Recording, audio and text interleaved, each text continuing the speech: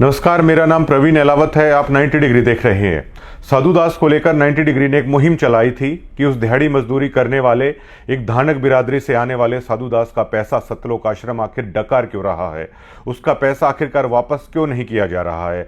अब साधु दास ने एक वीडियो हमें भेजी है जिसमें संत रविदास जयंती पर वो कुछ अन्य लोग बैठे हुए हैं समाज के, उनके साथ बातचीत वो कर रहे हैं और उसमें बता रहे हैं कि सतलोक आश्रम वाले कह रहे हैं कि आपका पैसा वापस कर देंगे, आप इस वीडियो को हटा दो। मैं अंधविश्वास में पड़ा था, लाखों रुपए लुटा दिए उनको। भैया आप पाठ लिखाओ 25,000 रुपए का 3100 की जोती है, तो मैं लाखों रुपए लुटा दिए। मेरे को जरूरत पड़ी जब मैंने पता चलिया। जैसे किसान भाई है, किसाना ने करोड़ों रुपया सामान दिए, धान अपने, मैं भी धान उनको पाइपा खातर गया था। चलो ठीक है, मजबूरी में उनका साथ देना चाहिए। तो मैं मेरा आपके ऊपर पड़ी जब मैंने पता चले, मेरा सारा ढूंढ पड़ गया। कौन दिया बोले आपके पास बुलेट मोटरसाइकिल है, छोटा हाथी है। मैं कह रहा भाई किस्त भर के मैं मेरे ले आया हूँ और फिर थाना आएंगे कमा के थाना दान दिया हूँ, तो मेरा दान वापस दे दो।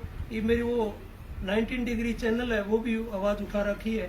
तो काल के मेरे को फोन आने लग रहे, भाई तेरे पीछे से देंगे, तू यहाँ वीडियो हटवा दे। मैं कहिया को नहीं हटवाऊँ भाई, मैं मेरे पीछे दे दो, मैंने थारी दरिया दिली की जरूरत को नहीं, मैंने मेरे पीछे वापिस दे दो। ठीक है, मैं लाखों रुपये लुटा। तो मैं को अंधविश्वास में पढ़ो ना भैया, पढ़ना बहुत फायदे है। ये इस बात का पुख्ता सबूत है कि सतलोक आश्रम इस मुद्दे पर कितना बौखलाया हुआ है। सतलोक आश्रम से ये मुद्दा ना तो बाहर निकालते बन रहा है ना निकलते हुए बन रहा है, लेकिन साधु दास की खुददारी देखिए। उसने ये कह दिया कि 90 डिग्री ने जो मुहिम चला रखी है वो बिल्कुल सच्ची मुहिम चला रखी है। आप मेरे जो हक का पैसा है, मुझे आप लोगों का एहसान नहीं चाहिए। आप लोगों ने जिस कदर टॉर्चर किया है, आपका एहसान नहीं चाहिए और मेरा पैसा है मुझे वापस लौटा दो। इस मुद्दे पर सतलोक आश्रम पूरी तरीके से बैकफुट पर नजर आता है। और आप सतलोक आश्रम के बारे में अगर आप रिसर्च करेंगे ना तो हैरान हो जाएंगे आप। अब जबकि एक सवाल मन में बार बार उठता है कि आप संत रामपाल जी महाराज का जिक्र अगर हरियाणा में कहीं पे करने लग जाते हैं तो मैंने बहुत सारे लोग ऐसे देखे हैं, वो बुरा भला कहने लग जाते हैं। अब जब उन आदमियों से आप पूछेंगे तो वो रीज़न जो बताएंगे ना, जो अनाप शनाप की बातें उस दरमियान आश्रम के बाबत मीडिया ने लिखी थी, उन चीज़ों का जिक्र हो जाता है। जो बैड एलिमेंट हथियार लेकर खड़े थे, जो 6 लोग मरे भी थे बरवाला कांड के दरमियान, उन चीज़ों का जिक्र है वो लोग कर लेते हैं और उन सभी चीज़ों को संत रामपाल जी महाराज से जोड़ देते हैं। उन आदमियों को ये नहीं पता कि संत रामपाल जी महाराज का दूर दूर तक इस तरह के बैड एलिमेंटों से कोई हाथ नहीं था।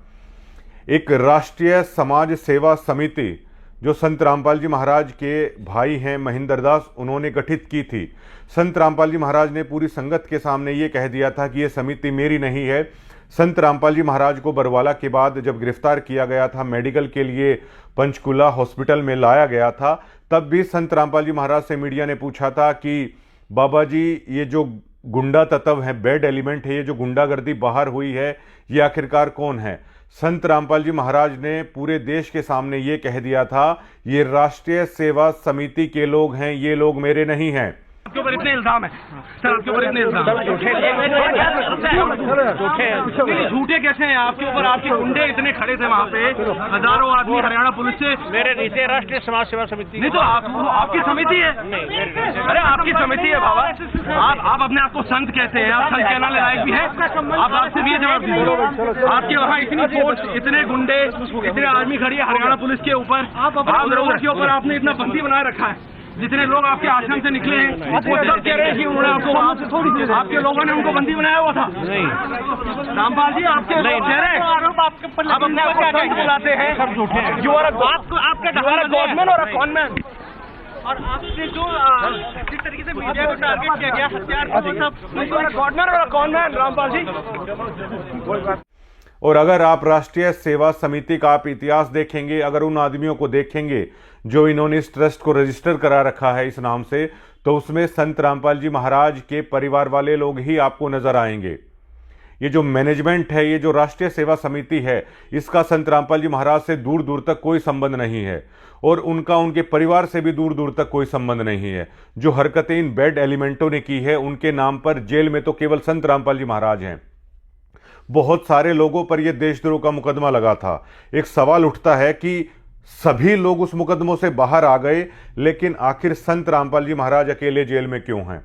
इनके पाप कर्मों को भोगते भोगते संत रामपाल जी महाराज को 11 साल हो चले हैं, वो जेल के अंदर हैं। लेकिन इन लोगों का देखिए आप, इन 11 साल में इन लोगों की आय देखिए, इन लोगों का स्टैंडर्ड ऑफ लिविंग देखिए, इन लोगों की गाड़ियां देखिए, इन लोगों के चमकते हुए चेहरों को देखिएगा। 11 साल पहले इनके चेहरे कैसे थे, आज किस तरह चमकते धमकते हैं इन लोगों के चेहरे। इन लोगों के घर देखिए किस तरह महलों की तरह इन्होंने धनान आश्रम में भी बना लिए हैं, हिसार में भी बना लिए हैं, अन्य जगह पर भी बना लिए हैं। 11 सालों में इन्होंने कौन सी मतलब लेफ्टिनेंट की नौकरी करके ये लोग इतना सारा पैसा है ये लोग लेके आए हैं। और जो आप दान दे रहे हो सतलोक आश्रम में, जो भी आप कर रहे हो, आप इस मैनेजमेंट, इस राष्ट्रीय सेवा समिति को कर रहे हो और इस समिति का संत रामपाल जी महाराज से दूर दूर तक कोई मतलब नहीं है। जो वीडियो कॉल में संत रामपाल जी महाराज ये कहते हैं कि ये मेरे उस पर हो रहा है, ये केवल संत रामपाल जी महाराज इसलिए कहते हैं कि जो संगत है वो कहीं ना कहीं वो रास्ता ना भटक जाए। संत रामपाल जी महाराज ने पंचकुला में कह दिया था मीडिया के सामने, ये बैड एलिमेंटों का मेरा दूर दूर तक कोई संबंध नहीं है। आज उनका परिवार संत रामपाल जी महाराज के नाम पे, किसान प्रोग्राम के नाम पे बड़ी बड़े साफे और पगड़ियां पहन रहा है, सम्मान करवा रहा है। लेकिन यही संत रामपाल जी महाराज के बेटे मीडिया को कहते थे कि हमारा सर शर्म से झुक गया है कि हम इसके बेटे हैं, ये हमारा पिता है। एक राशन कार्ड हम आपको दिखाने जा रहे हैं जिसमें संत रामपाल जी महाराज केवल अकेले हैं, किसी भी परिवार के सदस्य का नाम नहीं है। लेकिन आज संत रामपाल जी महाराज जब बाहर थे, इन परिवार के सदस्यों को इर्द गिर्द फटकने तक नहीं देते थे।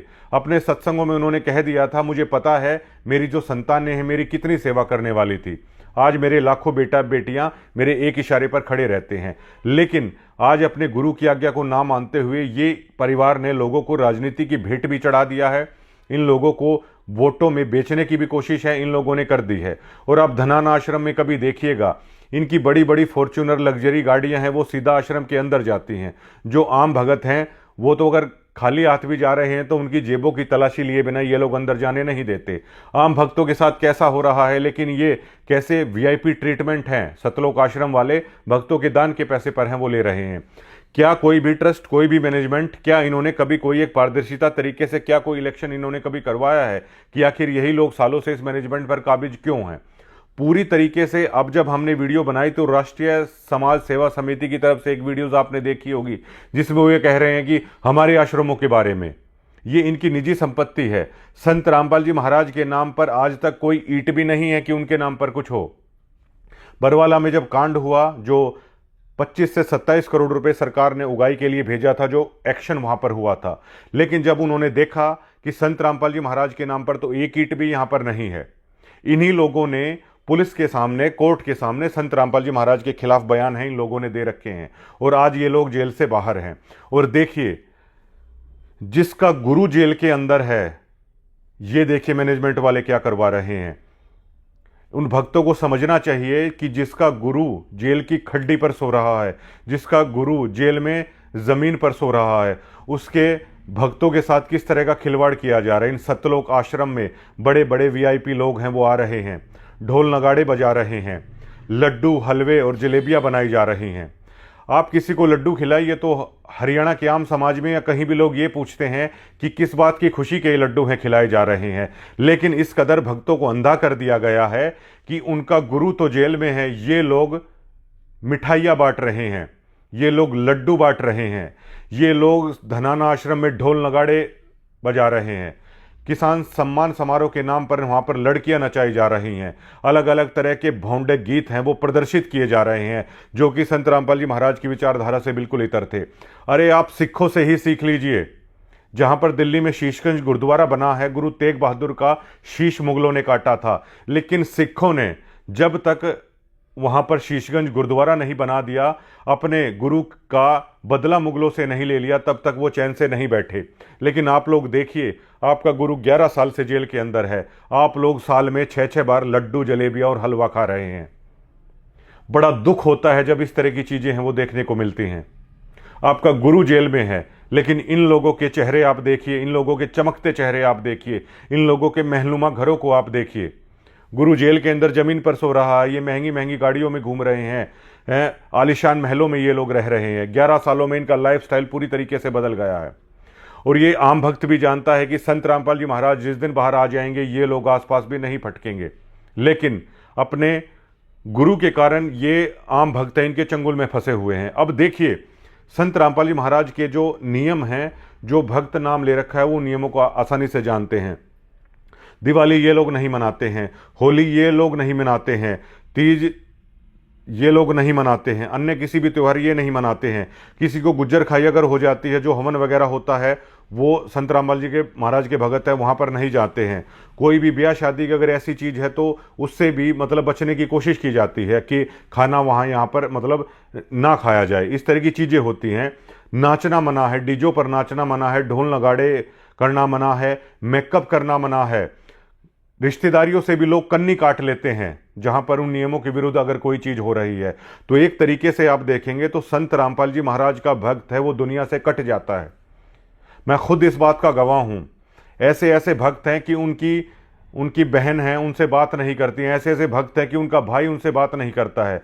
मैंने ऐसे ऐसे भगत हैं वो देखे हैं, उनके बेटे उनकी पत्नी उनको हर रोज ताने देती रहती हैं नियमों को लेकर कि आपने संत रामपाल जी महाराज का नाम क्यों ले रखा है। वो इस कदर दुनिया से कट जाते हैं, दुनिया से वो कट जाते हैं, फिर इस मैनेजमेंट की भीड़ चाल का वो हिस्सा बन जाते हैं।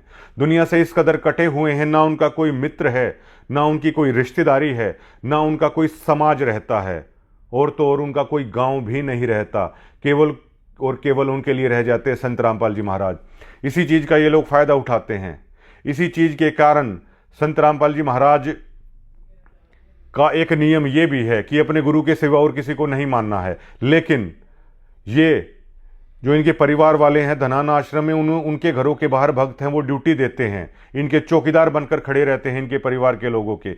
जहां ये मैनेजमेंट कहती है वहां पर चले जाते हैं, जहां पर झाड़ू लगाने के लिए लोग कह देते हैं वहां पर वो लगाने लग जाते हैं। समाज से कट गए, गांव से कट गए, रिश्तेदारी से कट गए, मित्र यारों प्यारों से कट गए, समाज में हर चीज से कट गए। इसी चीज से फिर ये लोग भेड़ चाल में शामिल कर लेते हैं।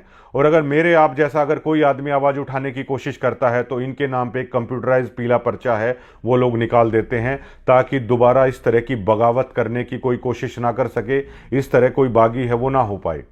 सतलोक आश्रम से जुड़े हुए हर व्यक्ति को ये बात है कि ये जो मैनेजमेंट है, ये जो समितियां बना रखी हैं, इसका संत रामपाल जी महाराज से दूर दूर तक कोई भी संबंध नहीं है। लेकिन इन नौसिखियों ने, इन नकली एक्टरों ने संत रामपाल जी महाराज को इतना बदनाम कर दिया है, इतना बदनाम कर दिया है कि आम समाज में जाकर भी आप अपने गुरु की अगर अच्छाइयां बताने की कोशिश करते हैं तो लोग गाली देने लग जाते हैं संत रामपाल जी महाराज के नाम पे। ये बैड एलिमेंट इस चीज के सारे कसूरवार हैं, जिन्होंने 11 साल हो गए हैं गुरु को अंदर इन लोगों ने डलवा रखा है। भक्तों का गुरु अंदर बैठा हुआ है, वो जेल की खड्डियों पर सो रहा है। जो जेल में जा चुके हैं उन लोगों को पता है कि वहां पर कोई बिस्तर नहीं मिलता, एक पक्की खड्डी उसे बोला जाता है वो मिलती है। वो भी मिल जाए तो बहुत बड़ी बात होती है, वरना लोग है वो नीचे ही सोते हैं। लेकिन साल में 6-6 बार लड्डू और जलेबियां हैं, सरेआम इनके तनखइये पत्रकार वीडियोज में दिखाते हैं कि देखिए। ये बहुत शर्म की बात है कि जिसका गुरु जेल में है वो लोग छाल में 6-6 बार लड्डू हैं वो मिठाइयां हैं वो कर रहे हैं। जिंदा गुरु के ऊपर फूल बरसाए जा रहे हैं, ढोल नगाड़े बजाए जा रहे हैं, डांस किए जा रहे हैं, और कोई कुछ बोलने तक को तैयार नहीं है। पैसे खाए जा रहे हैं, भक्तों के दान का पैसा खाया जा रहा है, और कोई एक गरीब आदमी वो ये बोल देता है कि मेरा पैसा वापस करो, उस तक को देने का इनका मतलब वो नहीं है, और दावे किए जाते हैं। ये जो सब इन लोगों ने किया है, ये 1000 करोड़ रुपए बांटे हैं या 2000 करोड़ रुपए बांटे हैं, ग्राउंड पे इनका टोटल फेलियर दिखाता है। 1000 करोड़ रुपए लगाने के बाद 500 लोग ये नहीं जोड़ पाए हैं संत रामपाल जी महाराज के सिद्धांतों से, संत रामपाल जी महाराज की शिक्षाओं से। ये सबसे बड़ा टोटली फेलियर इस मैनेजमेंट का है। और इस मैनेजमेंट को जो भी आप पैसा दे रहे हो वो आप संत रामपाल जी महाराज को नहीं दे रहे हो, क्योंकि उन्होंने डिनाई कर दिया है, ये समितियां उनके नाम की नहीं हैं। और संत रामपाल जी महाराज कहते हैं कुपात्रों के हाथ में दी हुई चीज है वो कभी नहीं फलेगी। इसलिए अब जो संत रामपाल जी महाराज की शिक्षाओं पर चलते हैं, उनकी सच्ची भक्ति करते हैं, वो लोग अपने गुरु के बाहर आने का बड़ी शिद्दत के साथ इंतजार कर रहे हैं। जो भी दान का पैसा उन्हें देना होता है वो अपने घर पर ही संत रामपाल जी महाराज के नाम का संकल्प करके है वो रख लेते हैं और वो संकल्प कर लेते हैं कि गुरु महाराज जब कभी आप बाहर आओगे ये दान का पैसा तब हम आपको देंगे। और मुझे पुराने भक्तों ने बताया है कि संत रामपाल जी महाराज अपने हाथ में दान का पैसा लेते थे, मतलब पहले वो पैसे को छूते थे उसके बाद वो वहां पर रखवाते थे। इसका सीधा सा मतलब ये था कि उस गुरु ने आपका दान का पैसा स्वीकार कर लिया है। लेकिन आज जो ये कर रहे हैं वो पैसा भी उस गुरु के दे तो रहे हैं भगत, लेकिन वो पैसा इस मैनेजमेंट के नाम पे जा रहा है। आप लोग सवाल क्यों नहीं उठाते? ये लोग फेयर इलेक्शन क्यों नहीं करते हैं? सालों से यही लोग आखिरकार उस संस्था पर काबिज क्यों हैं? कल जो 2-3 भक्त हैं कल टूट गए हैं इन लोगों के, जो सच्चाई इन लोगों की सामने आई है। लगातार भक्त हैं इनसे टूटते जा रहे हैं और ये लोग बड़े बड़े दावे करने की कोशिश करते हैं। इन्होंने एक भांग पिलाने की एक ऐसी कोशिश कर दी है, झूठे धर्म के नाम पर एक ऐसा नशा इन भक्तों को करवाने की इन्होंने कोशिश कर दी है। कुछ भी करने का प्रयास है ये लोग करते हैं। इनकी वीडियोस को आप देखिएगा, इतने लड्डू बन गए, इतनी जलेबी बन गई, यहां आने के बाद फला आदमी ने ये कह दिया, वो कह दिया, वो कह दिया। लेकिन अभी तक आम लोग संत रामपाल जी महाराज को लेकर नेगेटिव इसलिए सोच रहे हैं क्योंकि जो इनकी कुकर्म थे, जो इनके कुकर्म थे, वो इनका पीछा छोड़ने का नाम नहीं ले रहे हैं। मैं इस बात का पुख्ता गवाह हूं। गिरावड़ में संत रामपाल जी महाराज वीडियो कॉल पर आए हुए थे जब यहां पर सम्मान समारोह था। संत रामपाल जी महाराज से सरपंच बात कर रहे थे तो संत रामपाल जी महाराज ने कभी भी इन सम्मान समारोह की परमिशन नहीं दी है। इस बात का तो गवाह मैं खुद हूं। संत रामपाल जी महाराज ने उन लोगों को कहा कि मेरे पास लोग ये परमिशन लेने के लिए आए कि हम सम्मान समारोह करना चाहते हैं। संत रामपाल जी महाराज ने वीडियो कॉल के दरमियान बताया, मैंने उन लोगों को कहा जब आप लोग मुझे गालियां देते थे तब मुझसे नहीं पूछा था, अब आप लोग मुझसे क्यों पूछ रहे हैं? मतलब जो आपको करना है वो आप करिए। आप लड़कियां नचाइए, दान का जो पैसा है भक्तों का इन कार्यक्रमों पर वो उड़ाइए, स्टेजों से कुछ भी अमर्यादित भाषा कीजिए, पॉलिटिकल लोगों को बुलाइए, भक्तों से आप जयकारे लगवाइए, उनके नाम के हाथ उठवाइए, कुछ भी आप कीजिए। संत रामपाल जी महाराज, मैं इस बात का गवाह हूं, संत रामपाल जी महाराज ने कह दिया कि उनसे ना पूछा जाए कुछ भी इस बारे में। और ये लोग इस कदर भक्तों के साथ ठगी करते हैं। ये लोग दावा करवाने की कोशिश करते हैं कि महाराज जी ऐसा कर रहे हैं, महाराज जी वैसा कर रहे हैं। महाराज जी ने इन लोगों को साफ साफ बोल रखा है कि जैसा आपका मन करे आप करिए। मतलब गुरु को जो ज्ञान देना था उसने दे दिया, अब जैसा इन लोगों को अच्छा लगता है वो लोग वैसा करिए। 11 साल से जिसका गुरु जेल में हो, क्या उस लोगों के भक्त के गले से भी वो लड्डू आखिरकार कैसे उतर जाते हैं? ये सबसे बड़ा सवाल है। ये हम लोगों को कब पता चला? ये हम लोगों को भी तब पता चला, हम भी लोग इसी भेड़ चाल का हिस्सा बन गए थे। हम लोगों को यह एहसास तब हुआ जब इन लोगों के पंजे से हम छूटे, वो नशा उतरा जिस कदर इन लोगों ने बांध रखा था। लोग अपने घर का काम नहीं कर पाते, ये कहीं भी कभी भी रात को सेवा के नाम पर कुछ भी ड्यूटियां लगा देते हैं। लोग अपनी बच्चे पढ़ाई नहीं कर पाते, लोग अपने घर को नहीं संभाल पाती महिलाएं, लेकिन इन महाशयों को इनके घर की चौकीदारी है वो कर देनी चाहिए। अनारो माई के घर के आगे ड्यूटी लगा दो।